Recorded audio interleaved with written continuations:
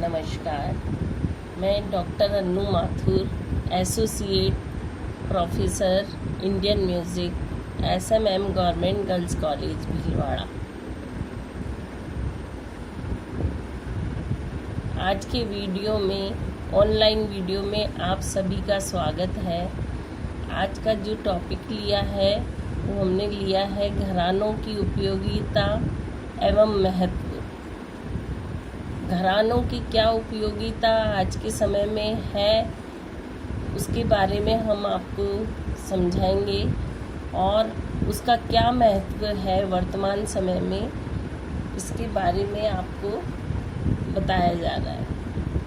शास्त्रीय संगीत के विकास तथा संरक्षण में घरानों का विशेष योगदान रहा है। घरानों के रूप में ही परंपरा को प्रधानता देते हुए प्राचीन संगीत का स्वरूप तथा विशिष्ट लक्षण आधुनिक समय तक कुछ सीमा तक सुरक्षित रह सके और शास्त्रीय संगीत की धारा अविरल गति से प्रभावित हो सकी। इसीलिए अतः हिंदुस्तानी संगीत को जीवित रखने तथा समय समय पर समसामयिक प्रभाव से कुछ सैद्धांतिक एवं प्रायोगिक मिश्रण अथवा परिवर्तन होने पर भी संगीत के अविरल प्रवाह का श्रेय प्रमुख रूप से उन परंपराओं को ही प्राप्त है जो वर्षों से गुरु शिष्य परंपरा के रूप में चली आ रही हैं, जिनके कारण भारतीय संगीत को मूल आधार व मूल रूप का संरक्षण किया जा सका है। निसंदेह घरानों का अस्तित्व अत्यंत महत्वपूर्ण है, क्योंकि घरानेदार पद्धति की कुछ निजी विशेषताएं हैं। सामाजिक परिवेश बदल जाने के कारण तथा संगीत सामान्य शिक्षा का अंग बन जाने से संगीत कला होने के साथ साथ पठन पाठन का विषय भी बन गई है। आधुनिक प्रणाली में कक्षा में व्यक्तिगत शिक्षण का अभाव रहता है। फलस्वरूप शिक्षक व शिक्षार्थी के बीच श्रद्धा व प्रेम का भी अभाव रहता है। घरानों में रागदारी संगीत या क्रियात्मक पक्ष ही केवल मात्र शिक्षण का केंद्र रहता था, जबकि आजकल पाठ्यक्रम में संगीत का ऐतिहासिक, सैद्धांतिक, शास्त्रीय तथा अंतर विषय संबंधित शिक्षण भी सम्मिलित रहता है।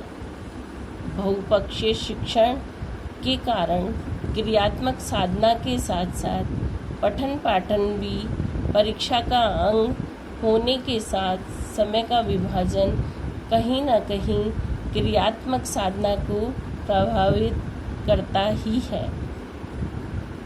ऐसा नहीं है कि घराना पद्धति से प्रदत्त संगीत शिक्षण प्रक्रिया में दोष नहीं है। संकीर्णता, स्वार्थपरता, स्वप्रभुत्व, सामान्य शिक्षा का अभाव होने के कारण बुद्धिजीवी वर्ग के बीच असहजता, भारतीय चिंतन के प्रति सांस्कृतिक परिपक्वता आदि के कारण ही संभवतः घराने हुए थे और संस्थागत शिक्षण की आवश्यकता अनुभव हुई। परंतु फिर भी सुवासित फूल की सुगंध की भांति वह अपने साधनात्मक गरिमा का प्रभाव छोड़ गए। इसमें संदेह नहीं है, संगीत क्षेत्र में घराना पद्धति सदैव से आदर्श मानी गई है, परंतु वर्तमान परिस्थितियों में विभिन्न कारणों से घराना पद्धति का ह्रास, लोप और विलीनीकरण के कारण उसकी सार्थकता समाप्त हो रही है। शिक्षण संस्थाओं में अन्य पाठ्यक्रमों के विस्तार के बोझ के साथ साथ संगीत का विस्तृत पाठ्यक्रम सीमित कालांश में संगीत अध्यापन जैसी विपरीत परिस्थितियों में यदि संस्थागत शिक्षण पद्धति की इस क्षतिपूर्ति हेतु विद्यार्थी विभिन्न घरानेदार गुरुओं के पास यदि जाते हैं तो गुरु कला की उत्कृष्ट कीमत लगाकर विद्यार्थियों को इस विद्या के प्रति समापन होने में बाधा उत्पन्न करते हैं। अतः अयोग्य शिक्षकों की संगीत संस्थाओं में भी विद्यार्थी अपनी रुचि की तृप्ति हेतु ऊंची कीमत देकर भी वे मात्र शौक के रूप में ही संगीत सीख पाते हैं। किसी कला का प्रचार प्रसार जनसाधारण में प्रचलित माध्यमों द्वारा प्रस्तुत किए जाने वाले मूल्य और विषय वस्तु पर निर्भर करता है। वर्तमान समय में आकाशवाणी, दूरदर्शन, कैसेट एवं रिकॉर्डिंग आदि प्रसार माध्यमों द्वारा किसी भी घराने एवं उत्कृष्ट कलाकार की संपूर्ण विशेषताएं सहज ही उपलब्ध होने के कारण वर्तमान समय में संगीत का विद्यार्थी गुरु सानिध्य द्वारा कलाकारों की सही समझ एवं गहनता का महत्व सीखने की आवश्यकता नहीं समझता। बंदिशें व राग से संबंधित अर्थ महत्वपूर्ण जानकारियाँ प्रकाशित पुस्तकों के माध्यम से उपलब्ध होने पर गुरु सानिध्य में उन विशेषताओं को गहराई एवं सही रूप से सीखने की जिज्ञासा भी समाप्त हो जाती है। इस प्रवृत्ति का एक महत्वपूर्ण कारण वर्तमान में प्रचार प्रसार माध्यमों, इलेक्ट्रॉनिक साधनों का प्रचलन है, जिससे घरानों की मूल पहचान एवं प्रामाणिकता नष्ट होती जा रही है।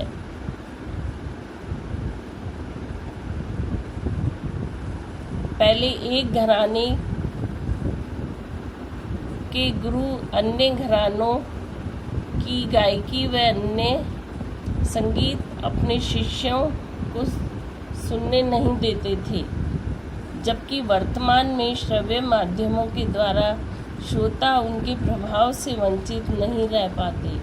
आज कई घरानों में एक साथ स्वर लगाव, एक सी बंदिश, एक सी लयकारी, यहाँ तक कि एक ही बंदिश एक ही घराने में अलग अलग ढंग से सुनी जा सकती है। वर्तमान में घराने की नव पीढ़ी व कलाकारों में परंपरा के प्रति आस्था जैसे मूल्यों के ह्रास, व्यक्तित्व की पृथक सत्ता और अस्तित्व स्थापना की वैचारिक दृष्टि ज़्यादा पनपी है। पहले के कलाकार घराने एवं परंपरा से जुड़े रहने के प्रति प्रतिबद्धता स्वीकार करते थे। वर्तमान युग में बढ़ती प्रतियोगिता की प्रवृत्ति के चलते अपने घराने के महत्वांकन के दुराग्रह एवं श्रेष्ठता सिद्ध करने के प्रति उन्मुख कलाकार गायक के भाव सौंदर्य को उजागर करने की उपेक्षा घराने की विशेषताओं के प्रति दुराग्रह रखते हैं।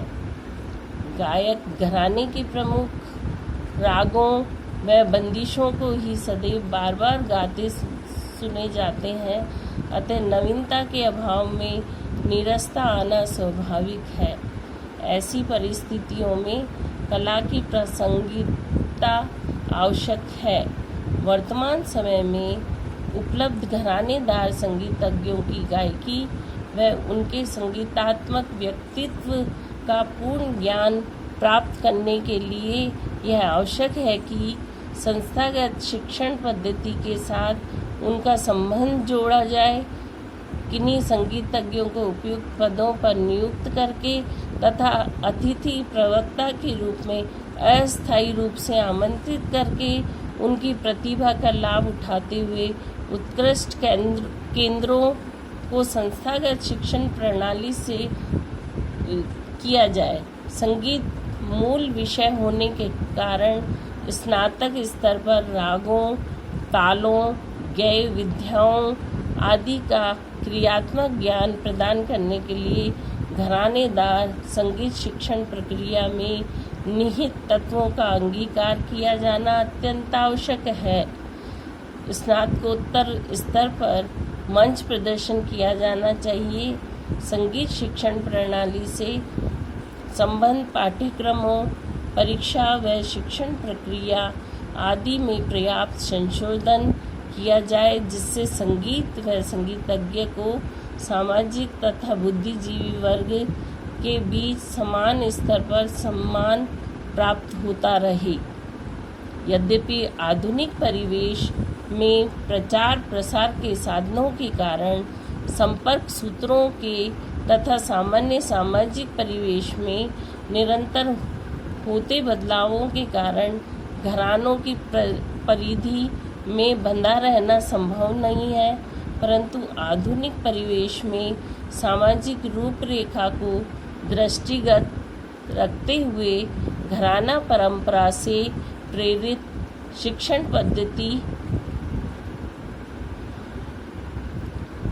पद्धति तथा संस्थागत शिक्षण पद्धति का समन्वय होना अत्यंत आवश्यक है। तभी कलाकार की नव पीढ़ी में परंपरा व आस्था के मूल्यों का अस्तित्व बनाए रखा जा सकता है। धन्यवाद।